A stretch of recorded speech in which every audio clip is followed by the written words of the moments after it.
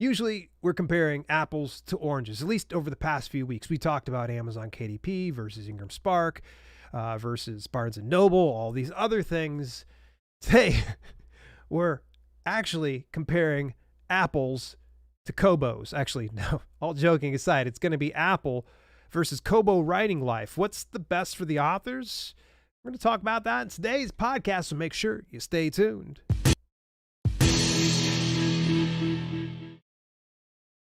Oh man, I am tickled to death. You're taking a little bit of time out your day to spend a little bit of time with me to talk about my favorite thing in self-publishing. It would mean the world to me. If you haven't done so already, pick up a copy of the Amazon Self-Publisher where you'll learn a little bit more about getting more book reviews, dialing in your keywords, and also getting a marketing and promotional strategy that will singe your eyebrows. It's all in the contents of the Amazon Self-Publisher. You can pick that up over at dalelinks.com/selfpubbook. And if you already picked it up, what are you doing with yourself? Did you read it yet? If you read it, leave a review. It'd mean the world to me. Thank you so much. Apple, Kobo, aka Kobo Writing Life. From this point forward, I'm just going to call him Kobo. So in the event that you haven't used the Kobo Writing Life platform or distributed through Kobo before, you're going to want to make sure you look up Kobo Writing Life. These two are almost always mentioned together in some capacity. Why is that? Well, one big reason is they are part of the big four Amazon alternatives, and that is, of course, Apple, Barnes & Noble Press, Kobo, and Google Play Books. But Apple and Kobo share a lot in common, more so than the other two alternatives. There's one platform of these two that holds the edge. I know, you're probably going, oh, he's going to tell me to stay around to the end. Yeah, well, actually, I'll tell you as we kind of go on. Some of you that know which one has the edge. But it's worth kind of considering both of these avenues because I'm a big fanboy for both of them. I've earned a decent amount of revenue through either one of those avenues. So it is an apples to oranges type comparison here at this point, but we're going to kind of see what do they do and what don't they do. Now, the very first thing out the gate is they both handle ebook and audiobook distribution. That's not an issue at all. There's a little bit of an asterisk next to the audiobooks for Apple, and I'll talk a little bit more about this one here. But one thing they know for sure that they're not doing is print books. I even went on, got interviewed on Kobo Writing Life, and I asked the host, I said, hey, any plans to do print books anytime soon? It'd be awesome. And it was a flat no. We're just going to focus on making ebooks and audiobooks the best they can be. I was like, good on you. Good on you. Awesome. And in Apple, I got to see a private webinar with them once, and they pretty much were like, nah. They're like, ebooks, audiobooks, that's all we're going to be doing. So we know where they stand. Apple used to be the one with the most friction. It was the toughest to get into it because they required you to have Mac in order to access their publishing interface. It stunk. And sure, some nerds out there could probably say they could go get like a cloud, Apple cloud server of some sort and do all the same stuff, but that's a lot of hoops to jump through. Not a lot of authors want to bother with that stuff, but thankfully, it was more recently that they rolled out the Apple Books for Authors platform that is universally acceptable. That's right, you can get it through PC and Mac. So we're on a level playing field because if Apple didn't provide this new platform to everybody else, Kobo would clearly have the edge. So let's start it out with ebook distribution. The file types accepted. It's pretty much like any other platform out there. When it comes to ebook, EPUB. Get your EPUB put together. It's the gold standard. Don't make it difficult. Just put an EPUB together. However, they do accept other ones. So for instance, Apple actually accepts Doc and DocX, but they have conversion software, meaning that you're going to put it into their conversion software, cross your fingers, and hope it comes out looking halfway decent. I've yet to try it because I've always had Mac, and I've been able to format my stuff automatically into EPUB because I have a program called Pages that does it really simply. Now, when it comes to Kobo, you can do EPUB as well as Doc, DocX, OPF, text, Mobi, and HTML. So they really collect all those things. Now, just remember, if you come with anything less than an EPUB, chances are very likely these platforms are going to kind of Mess around with some of your formatting. Oh man, I wanted to have this left aligned and now it's right aligned. What happened? Well, sometimes the auto formatting, that little clicking sound I made, by the way, is the thing that messes your document up from time to time. If you come in with an EPUB, you're ready to go because that's the document that it's going to be ultimately turned into. Distribution, though, this takes a lot of work for you to track down distribution for both of these avenues. Don't know why they don't just make it super, super simple. This is where we distribute. That way, if you've got readers in a specific region or that buy from a specific store, they'll know exactly where to go. Now, spoiler alert, it's pretty easy to find where your book's going to be published on Apple iBooks, or now it's called Apple Books. And essentially, if somebody has access to Apple Books, regardless of whatever the region is, they can just pick it up. Kobo is where it gets a little bit more shaky. It's like, where is it at? Tracking these things down wasn't the easiest, but when I did finally find it, I was like, okay, great. It wasn't near as hard as Apple, because Apple, I had to actually go into the dashboard, see where I had published to, and this is where I discovered I was in 51 stores and regions. So they just kind of pretty much just lumped it all together. Technically, it's not 51 stores. It's just 51 regions because it's all Apple at the end of the day. Apple doesn't send to anywhere else other than just Apple's platform. Now, Kobo, however, is completely different. They've got 14 regions they distribute to, and in those 14 regions, they have 22 different distribution partners. And this varies per each one of them. You have to Google that information up. I honestly, 22 platforms, it's a lot for me to have to remember. But here's the really cool thing. The royalty structure when it comes to ebooks. I love it.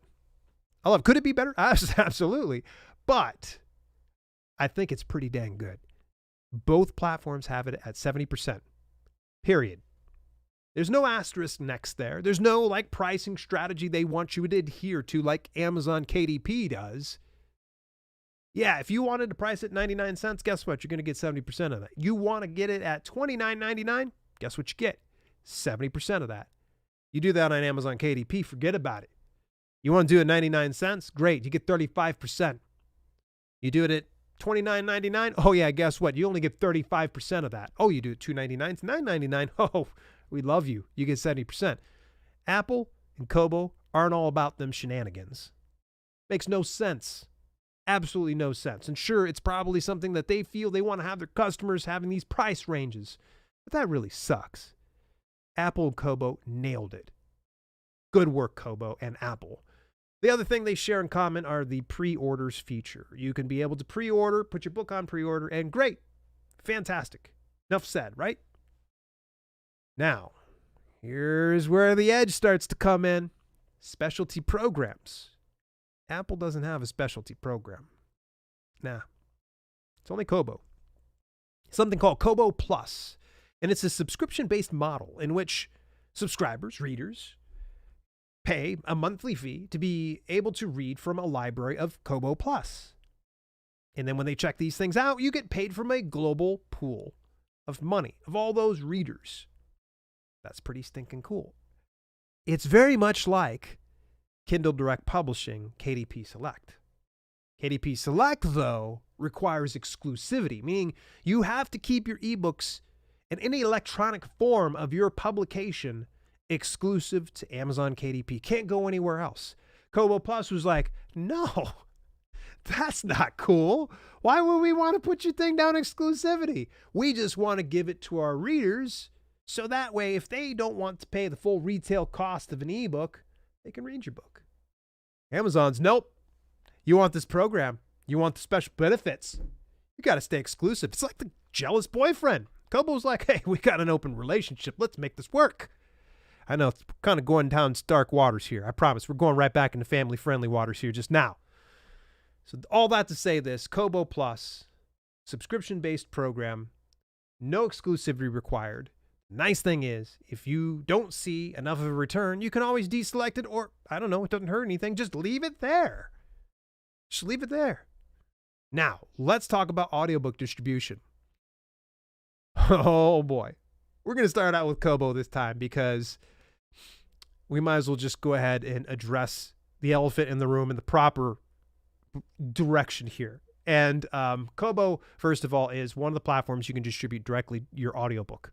You could still get Kobo through other places like Findaway Voices and maybe some other audiobook distribution platforms. But you can go direct to them. Now, I had a little bit of an issue. I went into my dashboard and I discovered that I didn't have this ability, but I watched a tutorial video and it says that everybody should have this ability. So most likely I'm probably have to reach out to support over at Kobo to see that I get that enabled inside my dashboard. It should be in your dashboard. This actually was about a year or 2 years ago that they made this available to people. The accepted file types are MP3 and, this is the head scratcher, MP4.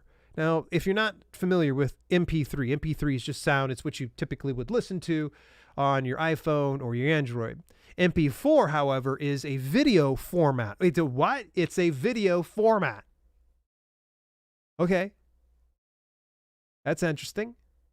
I'm not sure what I'm going to do with that, but take it for what you want or what you will. Now, they also require a 600 by 600 minimum size PNG or JPEG file for your cover art.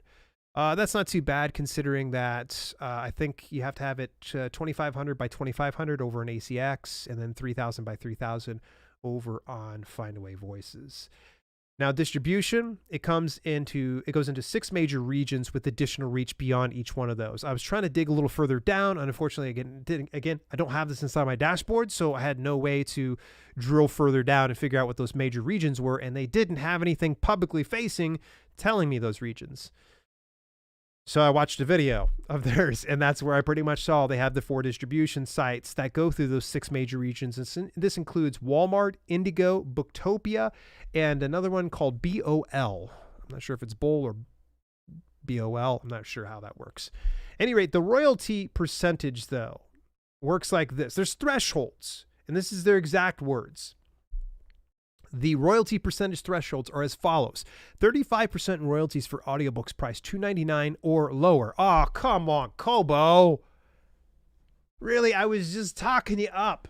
You're losing a little bit of your edge on this. Okay, let's keep it going. 45% royalties for audiobooks priced over $2.99. Okay, you get 10% more for pricing it above $2.99. All right.